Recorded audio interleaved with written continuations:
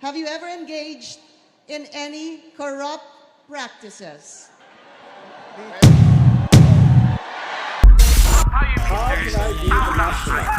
The Senate is under attack. Patayin mo si BBM, Pilisa, Raneta, at si Martin Romualdez. No joke. 50 million contract. Walang ginawa.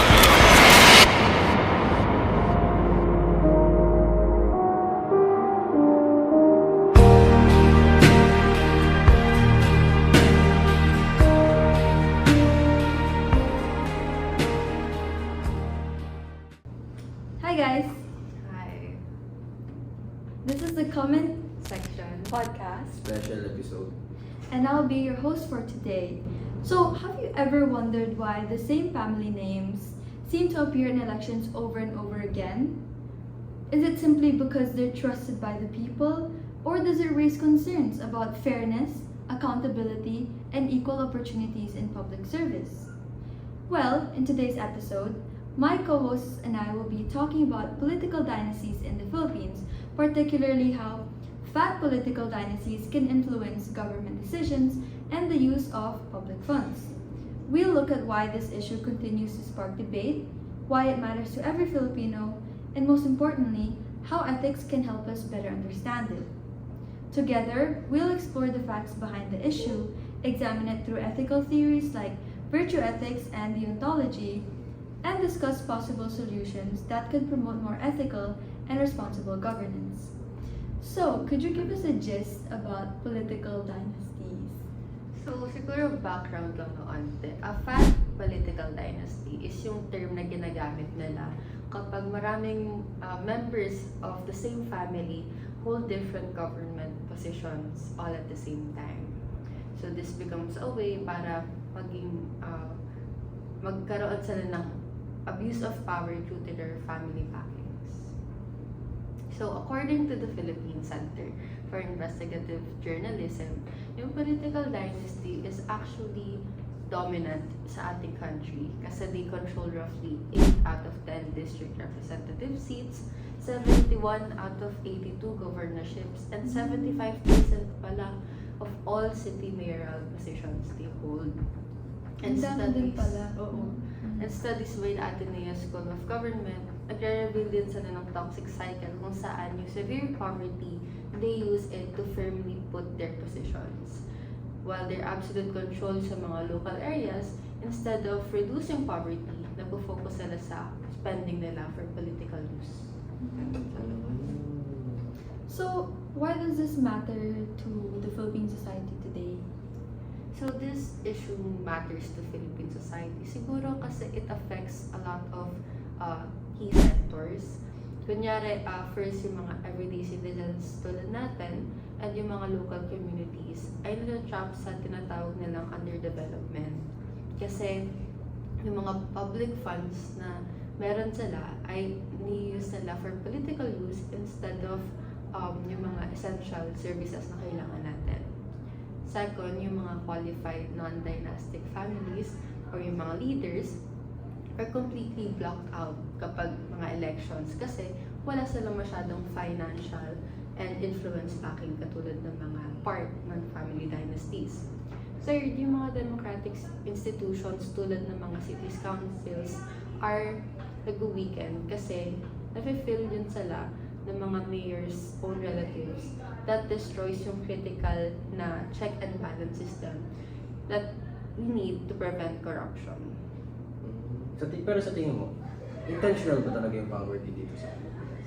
Of course not. Siguro kasi intentional, hindi siya naging intentional ngayon kasi ginagamit nila yung poverty to their advantage. Kasi according to Canary et al., yung data na nakuha nila shows that vote buying among the poor is indeed very common. Kaya nagiging, instead of intentional, ang ginagawa nila is they're taking advantage of that poverty. Pero you believe na kung hindi siya intentional, gumagawa pa rin ba sila ng ways para pataasin pa yung livelihood ng mga tao nasa poverty? Of course, parang ang nagiging kasi nila is instead of helping people sa poverty, they use it to fund their political goals. Parang ginagawa nilang ads yung mga tao. So, binubulsa nila yung... Grabe. Nice, bro. Okay. So, sa tingin niyo ba, morally acceptable for multiple members of the same family to hold a political office or position at the same time? What do you think makes this issue ethically problematic? Actually, to know what paano nagiging morally unacceptable or acceptable sa bagay, you have to actually know or have an analysis on what they do. Kasi possible, it's acceptable. Kaso, with how many studies that shows and multiple cases about political dynasties, we can say that it's not acceptable. Kasi katulad nung kay Aristotle, yung virtue ethics, di ba dapat siya na-apply? We have to be truthful, we have to have justice, we have to be fair, we have to be transparent with everything, especially the ones who's leading. That's right. Kasi they don't have the power because they have the power. They have the power because they're simply meant to lead. It's not for it's not for them. They're not leading kasi yayaman sila. They're not leading kasi magiging maayos ang buhay nila. They should be leading for the betterment of the whole country or the whole section they're actually governing. Kasi katulad ng sabi dito, leaders are supposed to be examples. They're supposed to have or to use practical wisdom. They have to be fair and they have to be able to lead without any parang biases or ulterior motives, diba? They have to be able to do what is right not for them or not for anyone they know, but rather the whole section or the whole, sabihin na natin, city or anything they... Municipality. Yeah. And sabi din dito, eudaimonia will be reached or the human flourishing will be reached if we're able to use that ethics. Hindi dahil mataas ka or something, hindi mo na ma-reach yung eudaimonia. Eudaimonia is for everyone. And they violate that parang path when they go separately. It becomes a problem kasi, katulad ng sabi kanina, political dynasties rule to bring more people or more of their family members inside kasi they'll have more power. There's many studies that say that the only reason why political dynasty is there para mas may power yung nasa taas ng hierarchy nila. Possible na their father, their great-grandfather, so on and so forth. Hindi nagtatapos ang political dynasty kasi because of how long and how many yung nasasakop nila, they know the weaknesses of those below. Hindi lang sa vote buying. We can say that some are not, katulad ng kanina, hindi naman intentional ang poverty. However, it will become intentional if there's people making sure they stay at that level. There's multiple also studies that says that those in the top rank, or sabihin na natin upper class, makes sure that the lower class stays down kasi walang magsaserve sa kanila unless there's no lower class. Diba? Kaya nagiging morally unacceptable siya. Kasi nawawalan ng opportunities yung nasa baba. And those in their family will be trained to become like them para their family will continue to be in the power. Kaya katulad din ng sabi ni Immanuel Kant, life should be fair. We have to treat people as an ends to themselves or ends in themselves. We should never use anyone as a tool.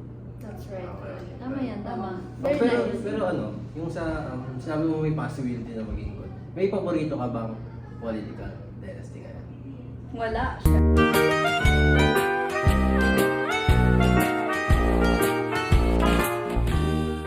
So what do you think, what kind of possible solutions do you think we can? I think one of the possible solution is yung anti political dynasty law, pero actually nasa bill pa rin siya ngayon. Pero I think ginawa siya just to manipulate us kasi like if you're going to see like the bill, pwede pa rin kumuha ng ibang government position yung like yung family nila.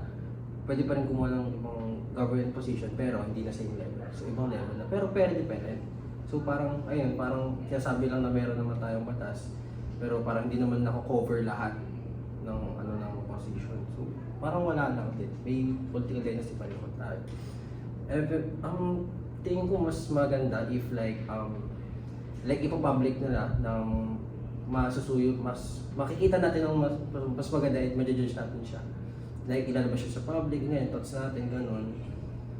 Tapos, isa din yung mga like, strengthen yung mga accountability measure. Parang kasi, parang parang madami ng eksena na parang like, nakulong na and then nakapasok pa ulit sa sa government position.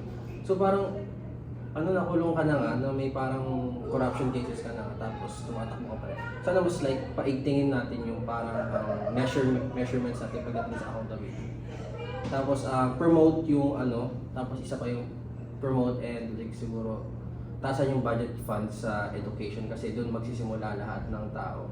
I think if most people are educated enough, I think that mas magiging flourishing yung bansa natin kasi mas mawala yung mga political dynasties, mga ganyan. Pero kasi, ang kaso lang naman is like parang, sa tingin ko lang, na parang napaka-intentional na bawasan nila yung funds para hindi tayo maging educated. Kasi if educated tayo, sa tingin ba natin, boboto pa rin natin sila. Diba? Aasa na lang tayo sa mga ads. Diba? Tingnan mo si sumasayaw. Binoto pa rin. Oh my God, bro. Diba yung diba? Literal na anyways. Pero I think yun lang naman yung mga like possible solution na naisip. So, that brings us to the end of today's episode. Our discussion shows that political dynasties aren't just about politics, they're also about ethics.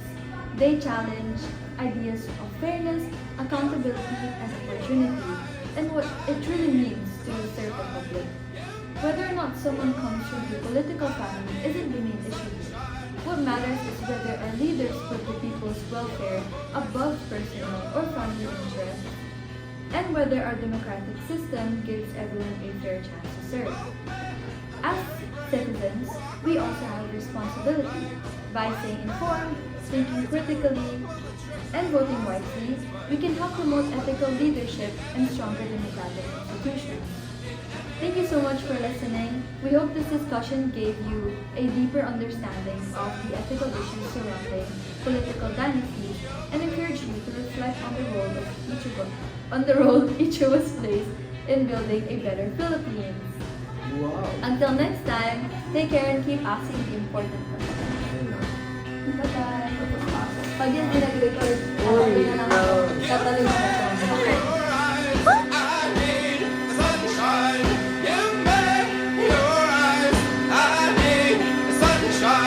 Yeah.